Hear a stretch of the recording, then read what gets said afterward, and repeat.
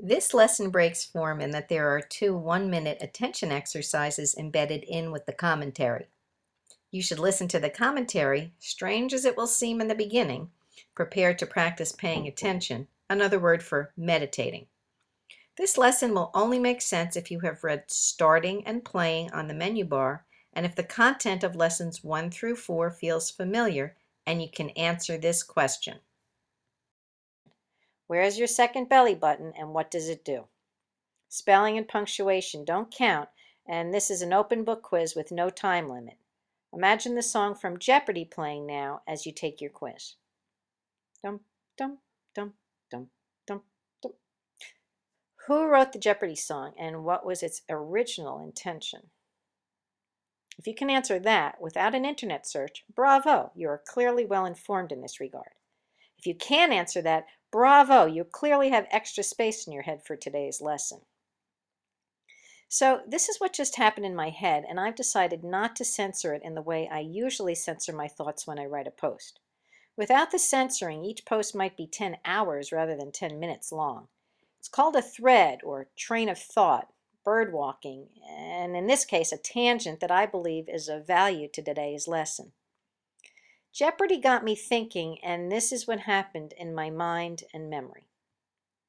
My friend was on Jeopardy! She didn't win in spite of being very intelligent. Given that, I'd never try out for that show.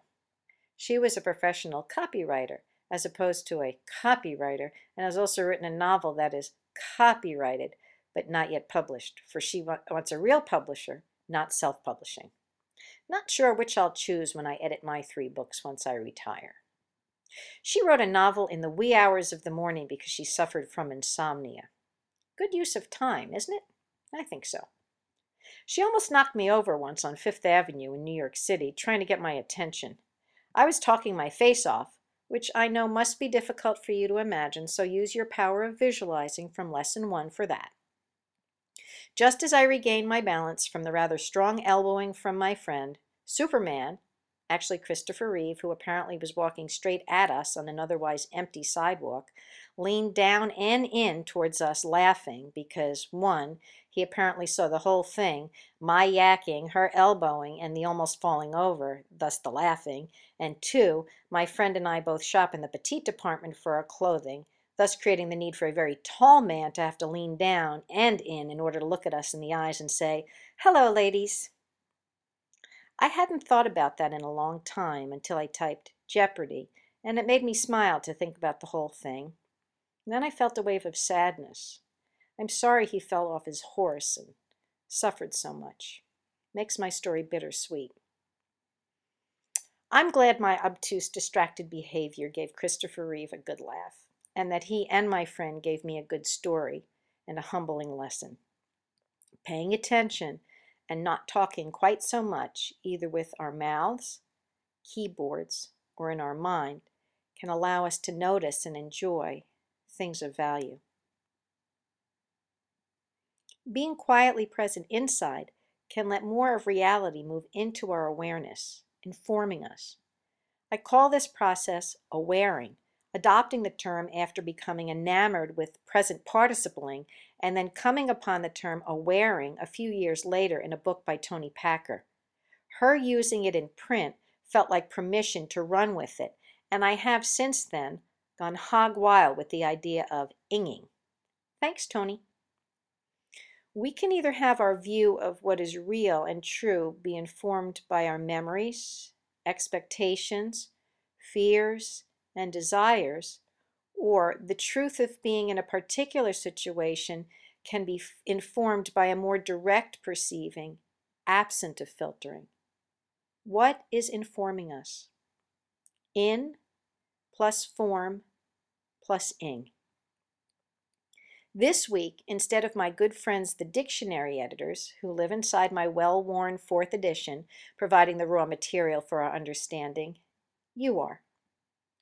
So I'd like to ask you to just sit quietly and choose one of your 3 senses: seeing, hearing, or feeling. Sitting quietly for the next minute, leave this audio playing and see what you're experiencing with just that one sense sensing.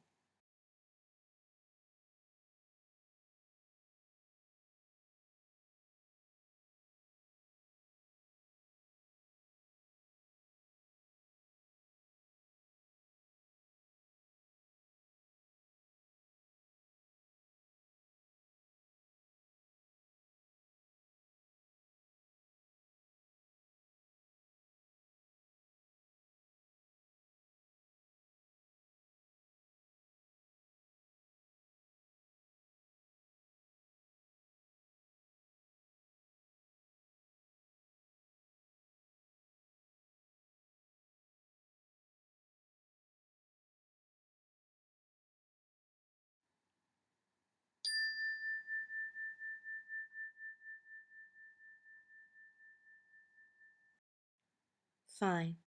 Now I'd like you to do a quick inventory of the threads or bird walking that your mind might have been participating in during the minute that just passed. It's possible that you had pure, unfiltered monosensing, but assuming that was not the case, allow for the fact that the threads not only rose up, but also may have carried you briefly or permanently away from the instruction to just remain present to what you were experiencing through the one sense. Now let's do it again with the knowledge that the threads are going to form not as threads, but as seed ideas, seed images, or seed sounds that get built upon with one thought or image or sound adding on to the next, very much like my typing the word "no time limit" in the beginning of this post was a seed that brought forth the melody of the Jeopardy song that I associate with waiting.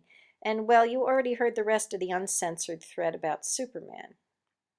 So just as I'm willing to censor my thoughts and threads in order to write this blog, you can censor your own seed thoughts, and when you find they are sprouting or forming in the case of this week's Word of the Week, you can choose to move deeper into attending to the pure sensory input that's flowing into the sense that you've chosen experimenting with. Yogis call this practice pratyahara. It's the deliberate use of the senses for developing the mind. Let's take another minute and use that same sense you used before.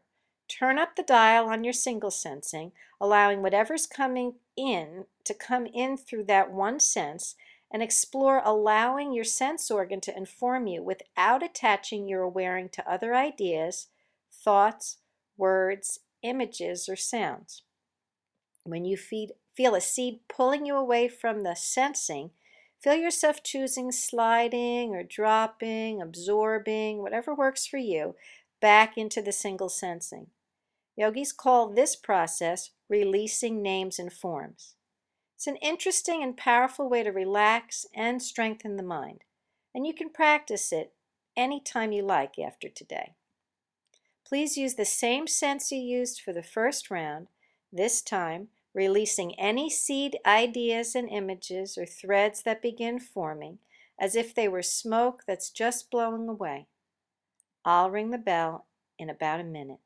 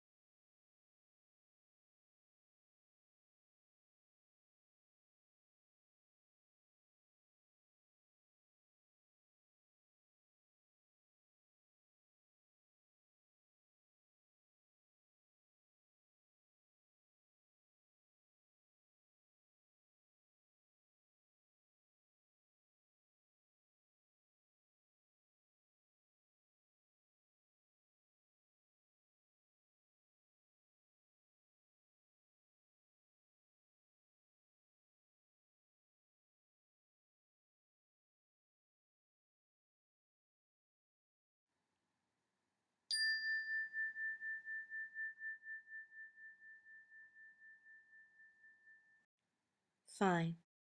Let's end with a question. What's informing your sense of what's real and true? Is it reality, memories, or a combining of the two? See you in the media links.